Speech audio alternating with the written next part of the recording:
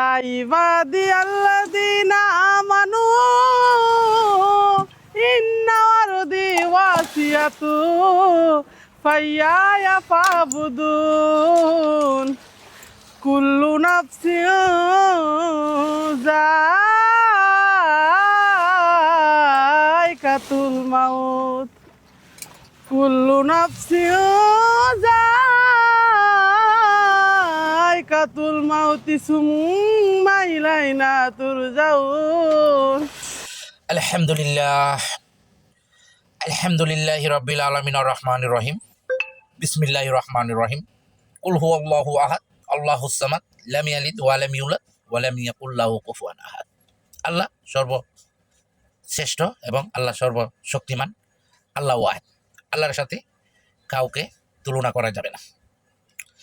এই যে কোরআন তেলাওয়াতটা করছে, আপনারা তো সবাই অনেক লাইক কমেন্ট করতেছেন যে মেয়েটা ইবাদত করে, আল্লাহর ইবাদত।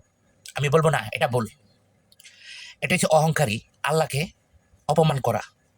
যদি মহিলাটা যদি ঠিকই আল্লাহকে ভালোবাসতো তো এই ধরনের বাহিরে আইসা পেট পুট দাহাইয়া কোরআন তেলাওয়াত করতো না।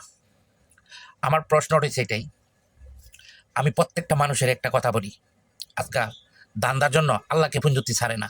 এর একটা মজা করলো, একটা হাস্যকর বানাইছে আমাদের মুসলিম ধর্মকে। কেন জানেন? আপনারা তো সবাই ভাবতেছেন না মহিলাটা কত সুন্দর তেলাওয়াত করছে, আসলে ভুল ধারণা।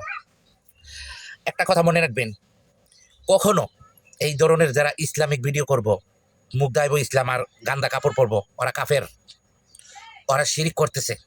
সবসময় একটা কথা, কুল্লু শাইমিন আল্লাহ, কিন্তু সব কিছুর মালিক যে আল্লাহ এটাও বোঝেন।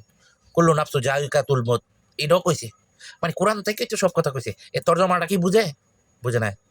আল্লাহ বলছে ইয়া লাইতানি কুনতু তুরাবা। যত মাখলুকাত আছে সবাইকে একদিন না একদিন মরতে হবে। তো আমি আপনাদেরকে একটা কথা বলি, এই যে মরার পরে শুধু জিন এবং ইনসানের হিসাব নিবে, আর বাকি মাটির সাথে মিশাই দিবে। তুরাবা অর্থ ধুলাবালি, মিশাই দিবে। মিনাল জিন্নাতি ওয়ান নাস, ওই জায়গার মধ্যে বলছে শুধু মানুষ আর জিনের আমি হিসাব নেব, যে যেটাই করো। এই যে পেটের জন্য আপনারা আজকে এই ধরনের খারাপ কাজের মধ্যে যাইতেছেন, এই লাইক কমেন্ট করতেছেন, আপনাদেরও গুনাহ হবে। এসব মেয়েদেরকে দ্রুত গতিতে শাস্তি দিতে হবে, কারণ কোরআন তেলাওয়াত করলে পবিত্রতা রাখতে হবে। আল্লাহ দেহে মন, গালফ হাদাফি নাদিফ ওলা আসুয়াত, আবিয়াত ওলা আসুয়াত, হাদাফি সুফ ফি রাব্বানা ফি সুফ গালফ হাদা মাফি সুফ। বড়ি দেখবে না, আল্লাহর হিসাব নিব মরটার। কারণ একটা কথা কি জানো, হাতি যখন মারা গেছে, মরার পরে কান্ডাদন ঢইলা গেছে না, তখন বলে ইয়া আল্লাহ, এই দুনিয়াটা এত বড় আর আমার উপরে মানুষ এতগুলো সফর করছে, আমাকে আর একটা চান্স দাও।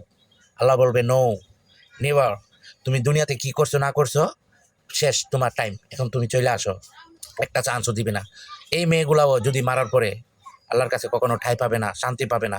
তুমি যদি এরকম ইসলাম জানো, ইসলাম বুঝো, তাহলে পর্দার মধ্যে থাকো, ঠিক আছে?